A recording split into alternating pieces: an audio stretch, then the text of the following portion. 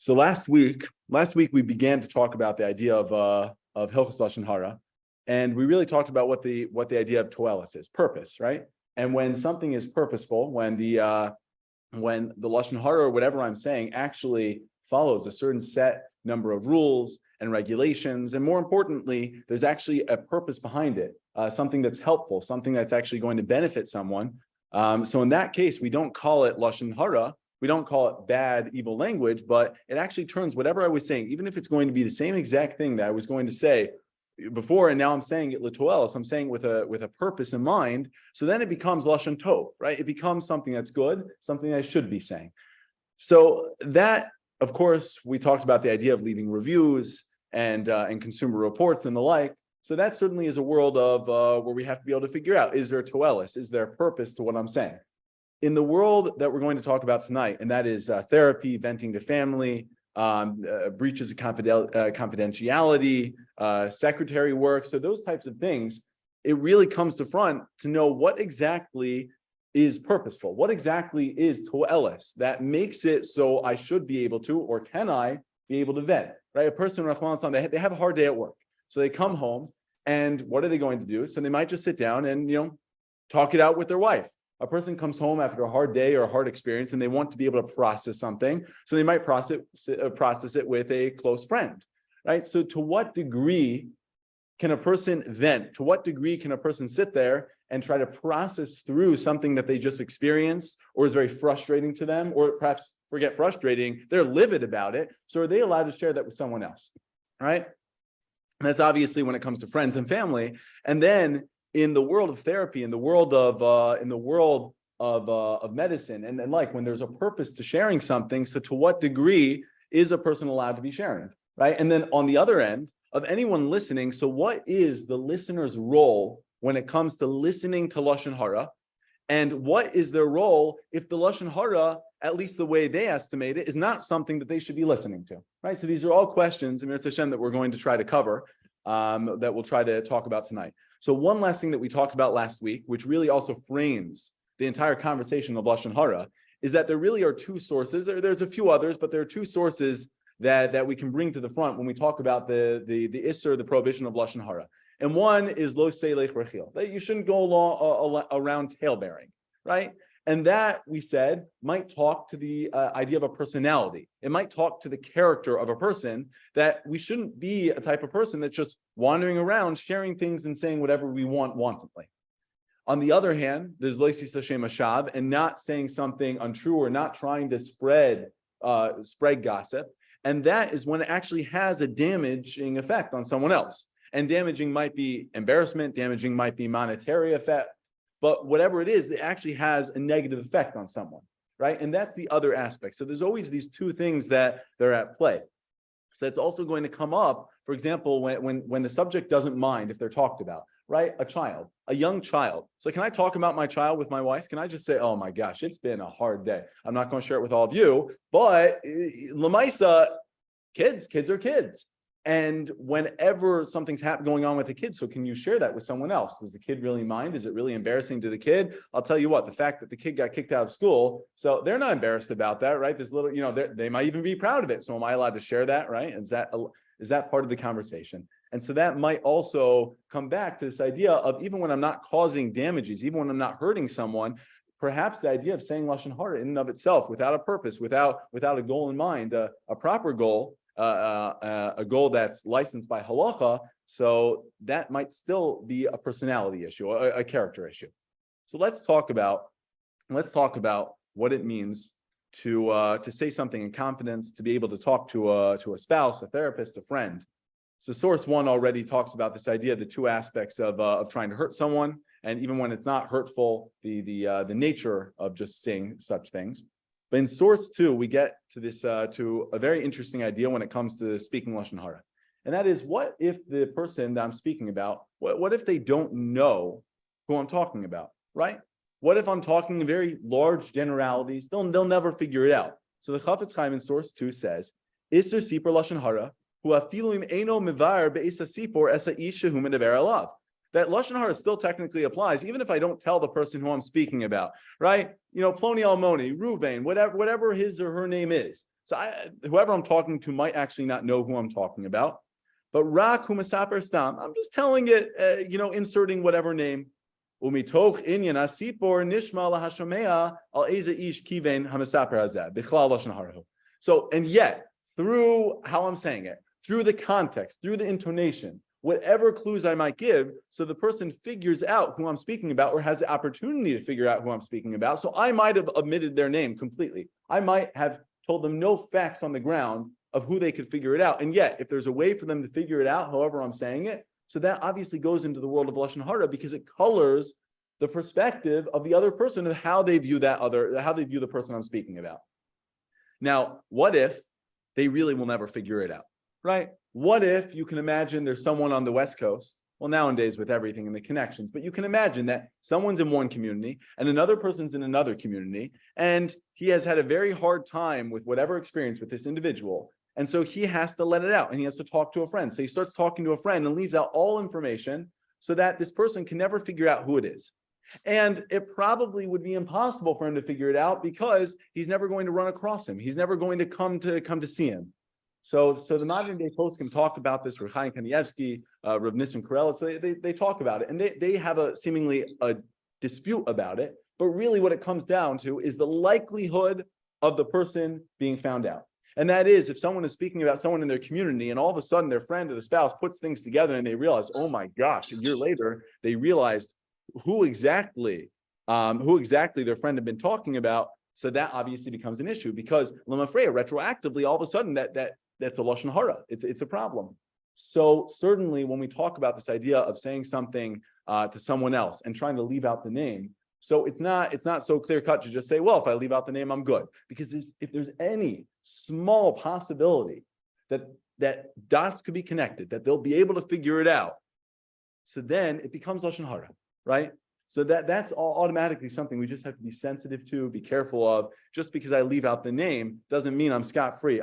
They don't know the name. Okay, but in a week when they meet the person in shul, they're going to figure it out really fast, right? So that's just something to already be sensitive of. What it does mean, though, that in the proper context, which we're going to talk about soon, perhaps this would be a route, something to be aware of when speaking with someone to let off steam, which we'll talk about the different aspects of it. Perhaps saying it anonymously, meaning that that you don't know that the person doesn't know who you're talking about, that might actually play a role. That might be helpful.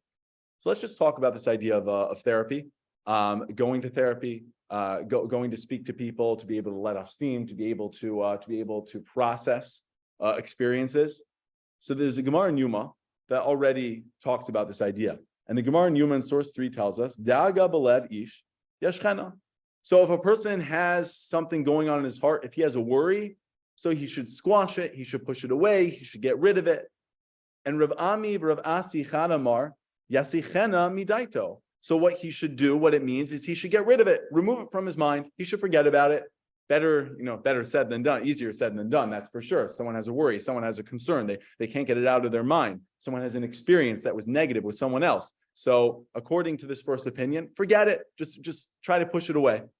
The Chanamar, and the other one says, no, you should go talk about it with other people. You have a concern in your heart, you have something that's weighing on you, have something that's bothering you, something that you can't get out of your mind. So go speak it out with a friend. Go speak it out with someone else who can help you process it, who can just be a listening ear to be able to hear what's going on. And Rashi tells us, what's the purpose? The purpose is Shema Yasiuhu Eitza. If you go to someone and you have a concern, you have a worry, you need to process something, so that person might have advice how to deal with it. So according to Rashi, the Gemara is very simple. You go to someone for a purpose, you tell them what's going on, and hopefully they can give you advice exactly how to deal with the situation. So that would be just the basic understanding that there's this idea that if I need something, if I need help with something, so I can go to someone to be able to talk about it, to be able to process it. Now, that's not exactly talking about Lashon Hara per se. It's just saying, I have something going on, I have something bothering me, go to someone, have a friend. A friend is worth a lot to be able to go to someone to talk it out.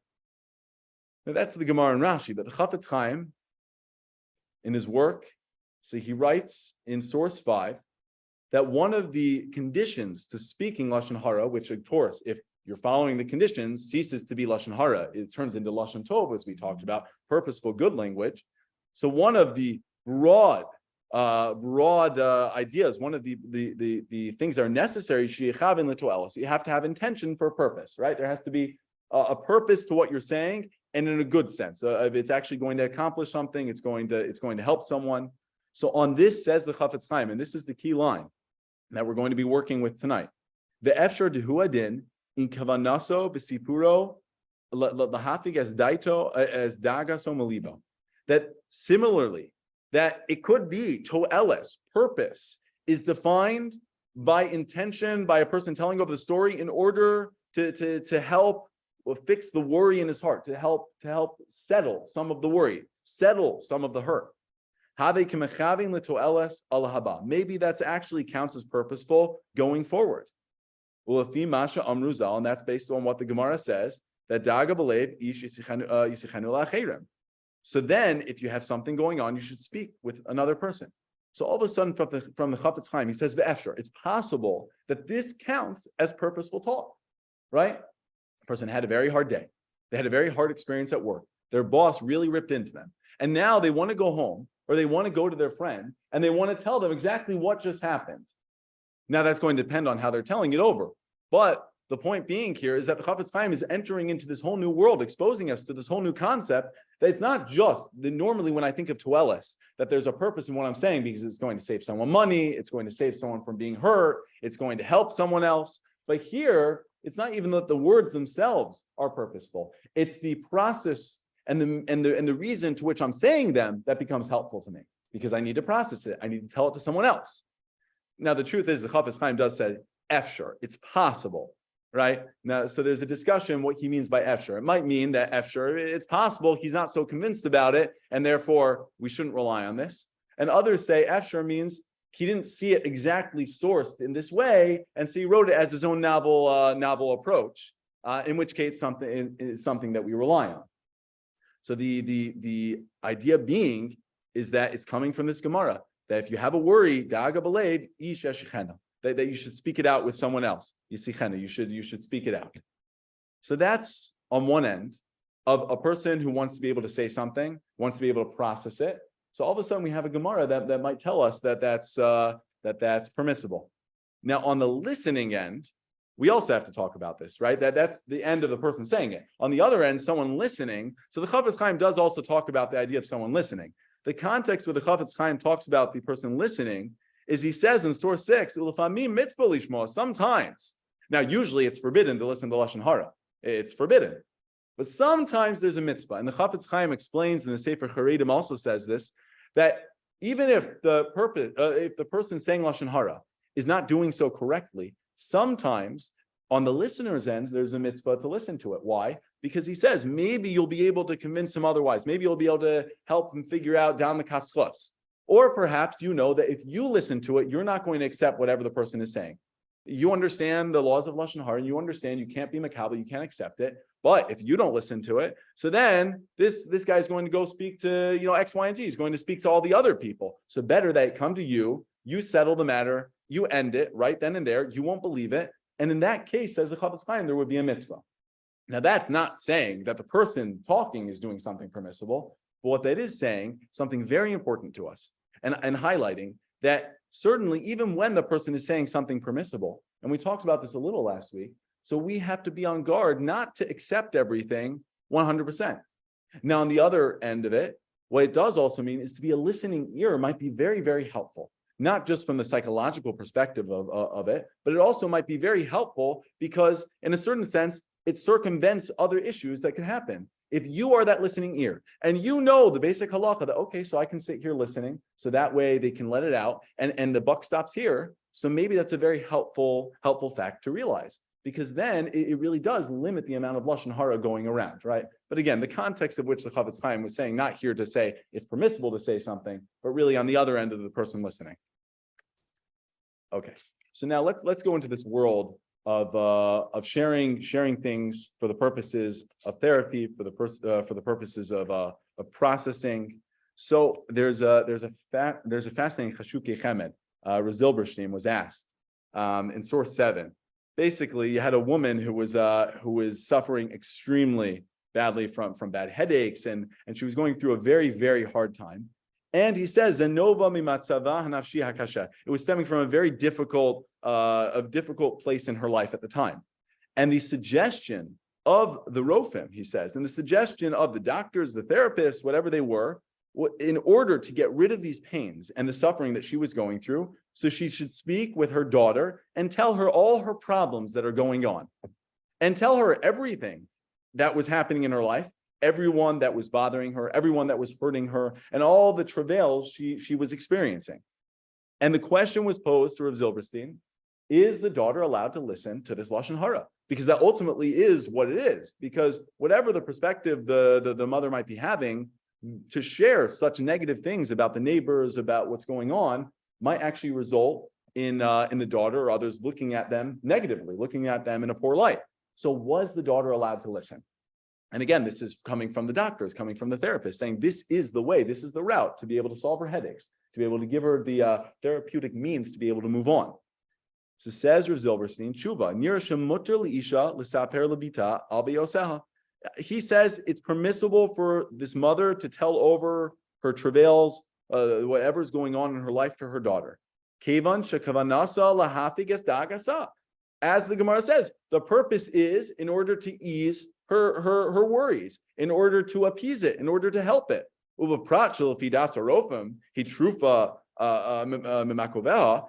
all the more so the fact that the doctors are telling her that this is the route to go, that this is going to help you. So all the more so it should be okay. But says Rav Zilberstein, the Tanai Shalo Tagzim, that she can't exaggerate. And also the daughter can't act out based on what she hears. She has to be a listening ear. She has to be a friend. She has to be a daughter. She has to be essentially a listening ear, just to take in and to be able to help her mother process. But she can't then, based on what her mother's telling her, go act out and go do anything negative against the people that are being talked about. And what's more, he says, that she should also really try very hard not to believe it. And in her mind, she should try to be down the kafsfush. She should try to figure out, well, maybe it happened differently. Now, Zilberstein says, don't tell that to his mother. Don't tell that to your mother, right? That's not what the mother needs to hear right now, right? She just needs to be supported. She needs to be validated. She doesn't need to hear the 30 reasons why she might be wrong or the neighbors might be right. That's not helpful. That being said, for the daughter herself, while she can listen and help, and try to help her process and certainly help her in that way, she can't listen and believe it herself, right? So that's already, when we talk about the idea of therapy or processing with someone else, certainly in a medical sense, so that obviously is a very, very important thing. And that certainly would fall under this idea of the Gemara saying that you should go speak to someone, speak it out, and hopefully by processing in that way, it'll solve the issue. It'll help you, right? So that certainly falls under that category. Then we have to ask though. So if a person is, let's say a person is going to a therapist to be able to talk things out, or they're going to a rabbi to be able to talk certain details out, whatever it is, or a confidant, so someone that they know that they're going to specifically for the reason to be able to help process this, to be able to work forward, to be able to deal with whatever they need to, whatever they're thinking about. So is there a benefit in making it anonymous, right? Is there a benefit in being careful that whoever you're speaking about, you don't reveal exactly?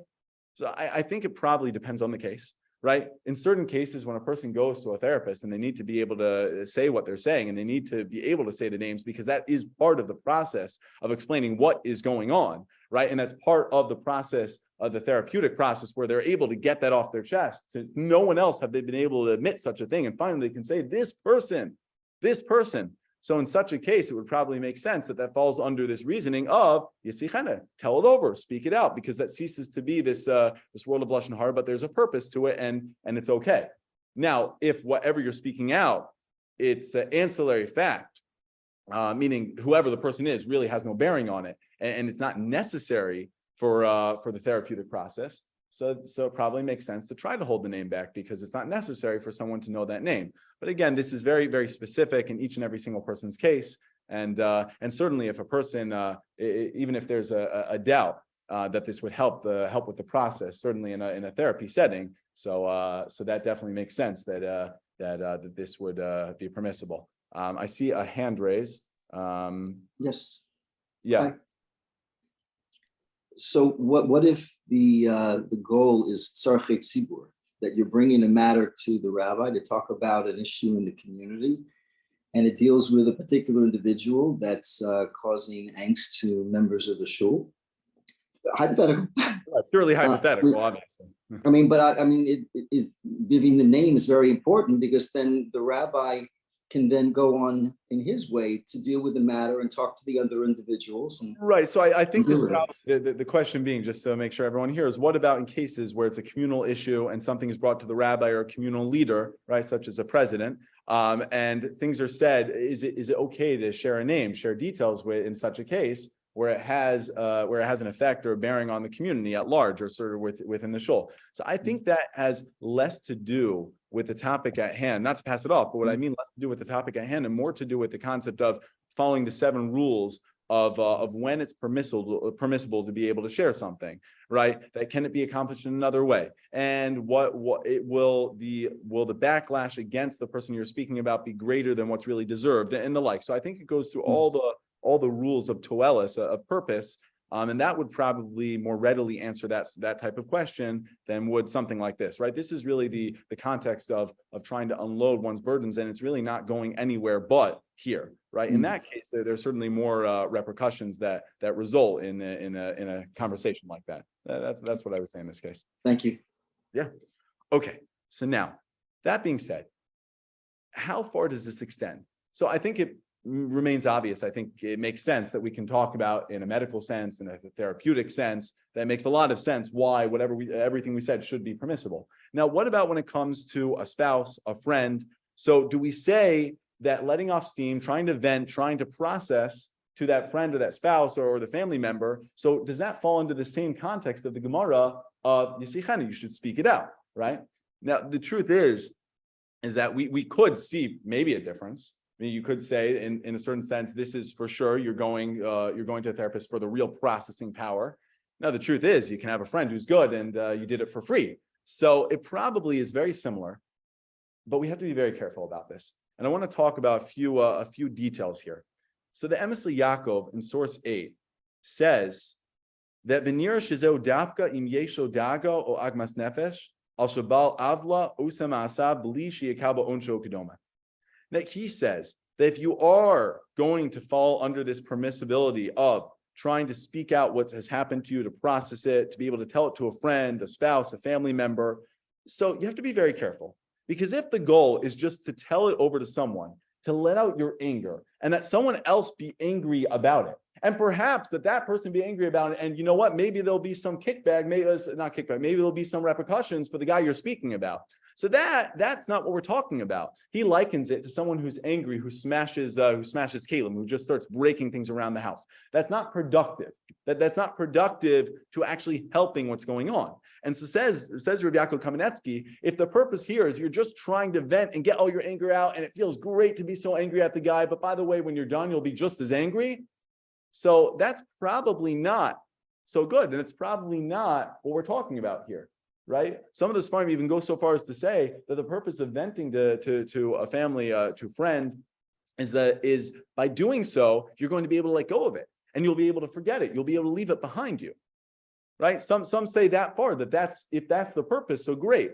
But if the purpose is just to get out the anger, and hopefully, someone else will be angry with you, and not only that, but 2 people angry about the same thing increases the anger of each person, right? It's just a sounding board back and forth. Like an echo chamber. So in that case, it probably wouldn't be helpful and wouldn't fall under this idea of the Gemara saying that you should go speak with someone.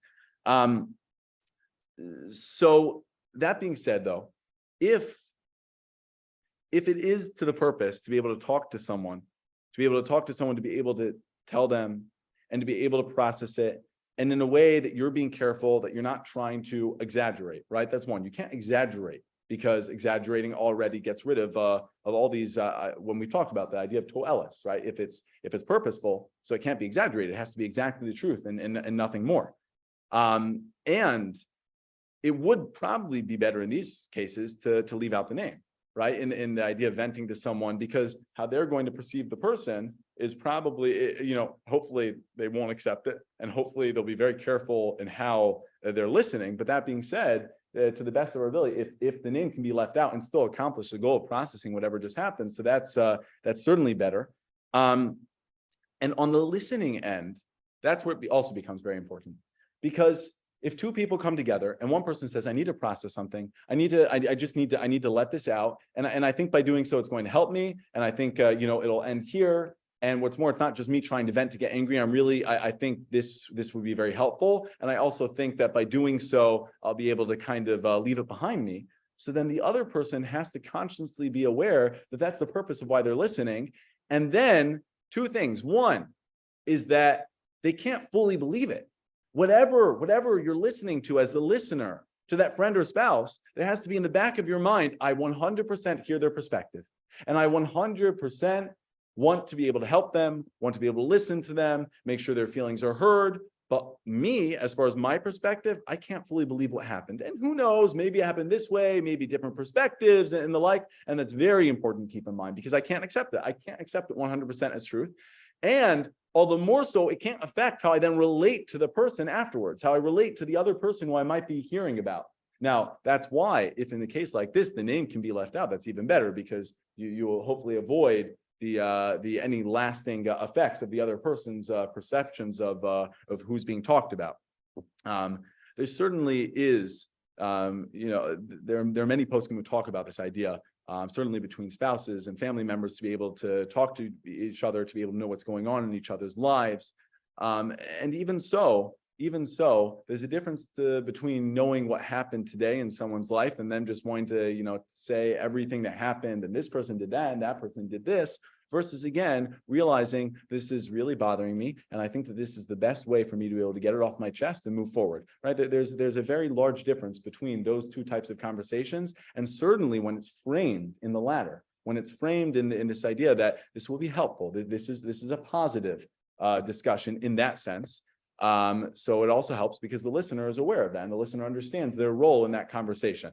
So that would probably be a way to be able to both be a listener and a speaker in these types of situations. Also, as a listener, you have to also be very careful not to be affirming everything. Meaning, obviously, we want to be able to validate someone's emotions. Yes, that was probably very hard and the like, but to try to stir it up a little bit more and say, oh my gosh, what a horrible person, right? Or whatever is going to be said, and that's going to further how this person feels, or it's going to make it worse. So again, that's counterproductive of the goal here, and of this permission of being able to listen to someone in such a case. So I would just highlight before we move on to other aspects of this, that even with this in mind, obviously leaving therapy and medical, the medical world out of this latter part, and that is when we're just talking about venting and trying to process something with a friend, spouse, family. So we just have to be very sensitive towards the fact that yes, it might be helpful and it might be necessary in some cases. We just have to be very sensitive that it does toe a very fine line between what should be said and what is helpful to be said and what's helpful to be shared for me. And that line between what was unnecessary and perhaps damaging in how a person is now going to view someone else, damaging to the fact that Chas v'Shalom, I should say things that aren't necessary to come out of my mouth. So it's just, even when we talk about this and say that, yes, there's a permission built into this idea of speaking it out to someone else, just be very, very sensitive how far we take that and when we actually employ that with other people, right? So that's this idea of venting and sharing with other people. Now, what about when it comes to other people I'm speaking about? So last week we touched on this. Just yes, yeah, please. So just wondering, you first started talking about sharing or kind of getting up to the difference between black and spouse. Is there a difference? Are we looking at the reason why we are unburdening ourselves and not so much who we're unburdening ourselves to, whether it be a spouse, a friend, a therapist, so they all kind of. I think in the end is probably, they're all coming. It's not because one is refuah, one is doctor, and one is not. It's they really are coming from the same world. I just think that certainly I think that in the world of friends, spouses, and family, I think it's just up to us to be just a little bit more conscious of what we're sharing and how we're sharing it, especially given the fact that the listener has the opportunity to sometimes figure out who the person is. And I just think it takes a little bit more care and sensitivity than one might have had to be aware of with a therapist. Yeah.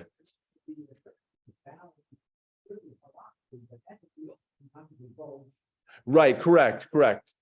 HIPAA laws and the like. Yes. In Mirza Hashem, we're going to get to near the end, we're going to get to this idea of Megala Sod, of confidentiality,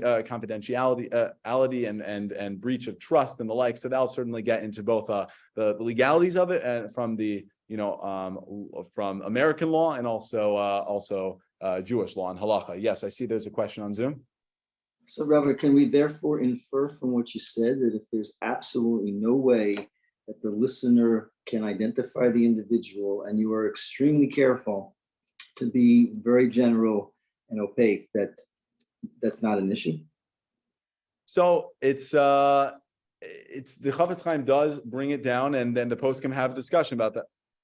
Oh, sorry. The question was, so does that mean, therefore, that if I am very, very, very careful, and I know that the person will never be able to figure out who I'm talking about, so does that make it okay?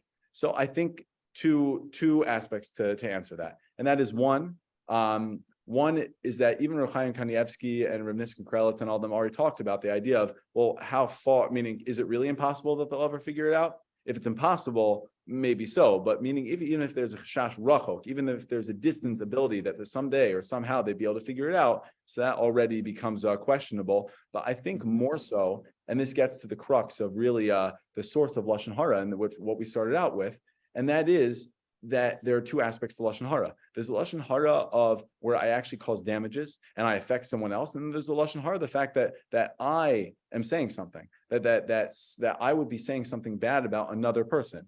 Now, if it's falling into this category of I need to be able to unload it, then certainly, and that's going to help me process it and leave it behind me, then certainly, especially if you can leave out the person and still achieve that result, that's fantastic. But just if there's no other purpose except for I'm angry about a certain situation, and I just want to, someone else should be angry, even if they don't know who this person is, whatever. So that already gets back into the character trait of and the personality of the idea of just speaking Lashon Hara. Maybe even if it doesn't have damaging effects, maybe that's already not a positive thing that should be coming from me. So that's how I would approach it. Okay, so now what about when it comes to talking about kids?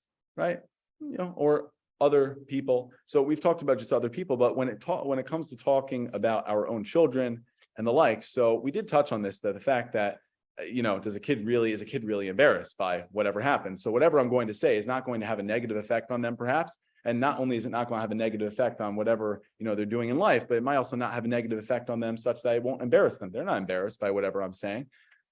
So again, that also gets back to things that we say. Does it have an effect? And should I be saying it anyway? But certainly when it comes to parents, the post can talk about this idea that it's important for parents to be able to talk about their children, to be able to know the details of what's going on in their children's lives, because you never know. The smallest details is very important. You don't want to overlook anything. And the same could be said when children come home and they want to share things. So obviously we need to educate, our children exactly in Lashon Hara and the like, but certainly at younger ages where we're telling them, oh, be careful of this, that, and the smallest detail of a child of sharing something is often very, very important. So so it probably makes sense, certainly from an adult to a kid's perspective, to be able to listen to what children are saying, and again, not accept everything 100%. There's certainly subjectivity involved. But there's that fine balance between teaching children what is Lashon Hara, and then the balance between also making sure that they feel free to be able to tell as a parent, tell over to their parent things that are worrying them, bothering them, things that are important, right? Rav Moshe actually has an interesting thing. He talks about this concept of let's say something went wrong in the classroom. So can the teacher turn to the rest of the children and basically say, you have to tell me who did it, right? So really to them, first of all, it's not really Lashon Hara because there's a purpose involved. And the teacher understands that if a person gives over the kid who did something wrong, there's a purpose. I'm sure he figured out what the purpose was in that case. There was no other way, fine. But from the kids' perspectives, the kids aren't old enough, and he didn't explain it. for them to realize that there's a purpose to what they're doing in the details. So from their perspective, they're being educated that, oh, well, I can say Lashon Hara, I can just turn in this other guy. So Rav Moshe speaks very highly against doing such a thing. Now, the truth is he does know, if they're aware that there's a purpose behind it, and they're sensitive towards that, so that's fine. But he says you have to be very, very careful about, even though you might understand the toelis and the purpose, but to turn to another kid and say, turn in your friend. So by the way, they might not be doing it altruistically anyway. So from their end, it might not be the toelis, right, for the proper purpose anyway. So he just talks about that aspect of the sensitivity we have to have as far as Lashon Hara and children. We did also talk about last week, we touched on it, the idea of speaking Lashon Hara about non-Jews. So there is a discussion if it applies or not. The Medrash Rabbah in source 9 essentially tells us that if you speak Lashon Hara about anyone, so you'll eventually speak Lashon Hara about actual Jews. So just forget D'oraisa, D'Rabbanan, forget, is it forbidden, is it mutter? Just the concept, just the sensitivity to realize that the idea of speaking Lashon Hara, whoever or whatever I'm talking about, is going to come back to bite me, because it's not just about what is happening and who I'm talking about, but it's about the personality trait and the character and the effect it has on a personal character. That being said, there is a discussion. Some say that in the Sefer Orchos Chaim, according to the Rosh, he says you shouldn't speak Lashon Hara about Shum Bria, about anything, about anyone, which seems to come out that Lashon Hara will be applicable across the board to everyone. So some say it's a D'Rabbanan, others say that it might not be a D'Rabbanan, it might not be an Isser, so to say, a real prohibition, but nonetheless, everyone agrees that it certainly is something to be very sensitive towards and very careful of. Okay, so that's all in terms of what I'm saying, who I'm saying it about, and the context in which I'm going to be saying it. And again, the sensitivity we have to thinking that whatever I am going to be saying and however I am going to be sharing it, so is there a purpose here? And what is the best way I can do it in order to ensure that that's being done right? So now there's just to our last part of the topic, and this really does relate to the first half, and that is breaches of confidentiality. So when it comes to, let's say someone tells me a secret, someone tells me something that they tell me in confidence, and they tell me very clearly that it's in confidence and they don't want other people knowing, and it's between you and me. So what's the exact issue with revealing it? Besides the fact that it just obviously doesn't feel right and it doesn't seem right.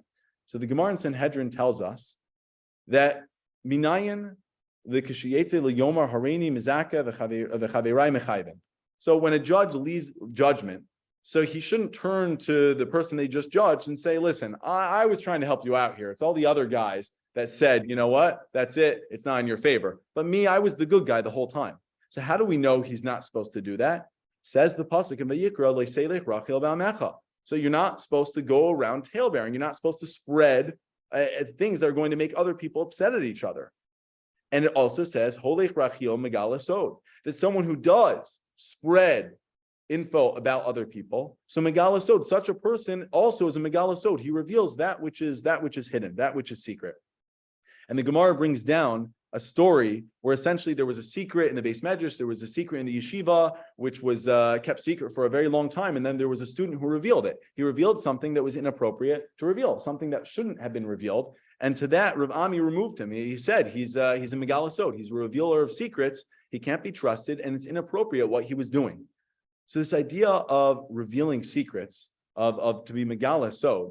So the Chafetz Chaim explains that in a certain sense, it could also be understood as an aspect of rechilas, an aspect of saying something not about someone else, but if I say in rechilas, if I say so-and-so said something about you, so it creates a distrust, it creates dislike amongst people. And why should that be any different between me and someone else? So if I share something that someone else shared with me, so that's going to create a distrust, a dislike. And that's inappropriate. So it's some extension, some understand, it's an extension of rechilas. It's an extension of Lashon Hara in that aspect. So Megala Sod is by its own self a problem just to be revealing something that someone shared with you. But it could also be an extension of Lashon Hara as part of it. So when it comes to this idea of being Megala Sod, so if it's true that I'm not supposed to reveal something, So there are interesting cases that come up, right? So let's say in a beis din or a secretary. So you have someone recording everything, right? Now, they don't really need to be part of, you might imagine that they don't really need to hear what's being said, meaning the purpose of what's being said is either for the principal or the purpose of what's being said is for the judges, right? And it's between them and the litigants. And so whatever they're saying, whatever Lashon Hara, in this case is purposeful, Lashon Tov, whatever they're saying is purposeful and needs to be said. But this third party really has nothing to do with it. So should they be able to hear it? Right. So the Chut Shani, Rav Nissen Karelitz basically explains it's part of the process that's necessary. And because of that, it becomes the 12. It becomes purposeful and necessary in that case. And it's certainly not revealing a secret. It's being stated in front of them. Now, just like Lashon Hara, though, there's a discussion about being megala sod, about confidentiality. So am I allowed to reveal something when it's necessary? Meaning someone tells me something in confidence, but what if I know that by me keeping it back, by me holding it back, by me not sharing it, so damage is going to come to other people or to the person themselves, right? So it happens to be in American law, I don't know, outside American law, but HIPAA, right? So one of the rules of HIPAA is that even though a person can't breach confidentiality, even though they can't share something that's told to them in private. That being said, if what has been told to them and they're aware of something that is a danger to others or a danger to the client themselves, so then they have an obligation to be able to share it with specifically the laws, with specifically someone who might actually be able to help or circumvent the issue, right? So the same thing certainly when it comes to halacha. Says the Chut Shani, says Rav Nissen Karelitz. So even when it comes to megala sod, yes, we believe in confidentiality. We believe in this idea that if someone told me something, I should not be spreading it around and telling everyone about it. That's for sure. But if there's going to be a hezek gadol, she'alu lios im lo yisaper, that if I don't say something bad is going to come through that. There's going to be something dangerous, whether to the person or other people. So then, so then, of course, I have to say something. Of course, it makes sense. And it shouldn't be such an anathema to us because, again, this goes into the world, as we were saying, if we can compare it to Lashon Hara, that Lashon Hara, when there's a purpose and when following the guidelines ceases to be Lashon Hara, but Lashon Tov, purposeful, good, necessary to be able to say, necessary to be able to share with other people. So that would be when it comes to the idea of confidentiality, sharing other details. It is interesting. He does have a fun case of let's say a baker brings you to his bakery and he shows you the secrets, right? He shows you the secret ingredients that go in the bread. So then and he doesn't say not to say anything. He just, I want to show my friend everything that's going on. So then can you come home and share the secret and say, oh, everyone, I know the secret to the bread. Now I can do it. So says Rav Nissen Karelitz, well, probably not, because you know what happens then? That's a damage to his business right there, right? Other people know the secret. Other people know how it's, he said, if it's going to be damaging to his business, so that's obviously a problem, right? It's just an interesting case. But besides for the fact of the damages, certainly if he told you this in confidence, certainly if it was clear that this was told you or shared to you or demonstrated to you in confidence, so that certainly goes under this world of megala sod, that we shouldn't be revealing something that was told to us in secret. Yes. Getting back to the first part, very often in physical therapy, they just by their nature, they're getting it all out, they're going to exaggerate things. And so then the therapist, the doctor, parent has to figure out if somebody makes that person who they're supposed to be treating as something that's going to the problem starts making threats to people who they think damage them, then it becomes very tricky to figure out. Right. So that's certainly, I will say, outside any realm of my understanding and capabilities, but certainly there, I'm sure therapists have a certain keen understanding of where that line is drawn and what the understanding. But also a good therapist, a good confidant, also understands to the degree of what they're listening to, certainly in the exaggerations. When we come to the danger and the danger it could pose to other people, that's obvious. That's a different story. But a good confidant, a good therapist understands that they're just there as the processor, and it goes, and it should be going in one ear out the other, and realizing that yes, there could be exaggerations. You hope not. Certainly when we're talking about the friends or family. But yeah, it's certainly a sensitivity and certainly something is probably much messier and trickier than anything we're talking about here. I would just, I remember being in my history classroom years ago and just sitting there and always seeing this quote that great minds discuss ideas, average minds discuss events, and small minds discuss people. And it sounds familiar. Apparently, it's attributed to Eleanor Roosevelt. I said, oh, is that true? So apparently it goes back to someone, Henry Thomas Buckle, all the way to 1901, apparently. So, but we'll attribute it to Eleanor Roosevelt. So I always saw this quote and it stuck in my mind because it's a tremendous idea, just a tremendous idea. And that is that we have all the things to be able to talk about within this world, all the things under the sun. And it's very easy to talk about what we know or what we're interested in or other people's lives. And as we said before, so when we talk about the idea of venting, be able to process things with other people to the purpose of trying to leave it behind or to the purpose of being able to have a listening ear just to be able to actually process what I experienced or what I heard or what was said. So it just reminds us of the sensitivity that we have to have when making that decision of, is this something that makes sense in that case? Is this appropriate to be doing that? Or is this just a conversation of, well, discuss people. It's the easiest conversation to go to. Well, this person and that person, and so something to be keenly aware of it and sensitive towards. And of course, as far as Yiddishkeit goes, great ideas. I mean, we're all about big ideas, big concepts. There's so much to discuss in this world, so much to discuss in Yiddishkeit, and a great mind has the opportunity to be able to delve into that, to be able to just hopefully steer away from when it gets dangerously close to the things that maybe we should be avoiding.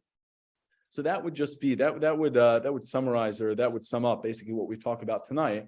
And again, that when we talk about this concept, when we have this idea of to be able to talk to someone else, that yes, it's very, very, very important to be able to have someone to be able to talk to, someone to be able to process something, someone who's going to be able to validate my emotions, but always, always, always just be able to keep in mind in the back of my mind. So is this part of that process? Or is this just something that, okay, it's nice to talk about, to be able to say, and that's just something, obviously, when it comes to therapy in that world, that's already those lines perhaps a little bit more blurred, and what might be more helpful in that context.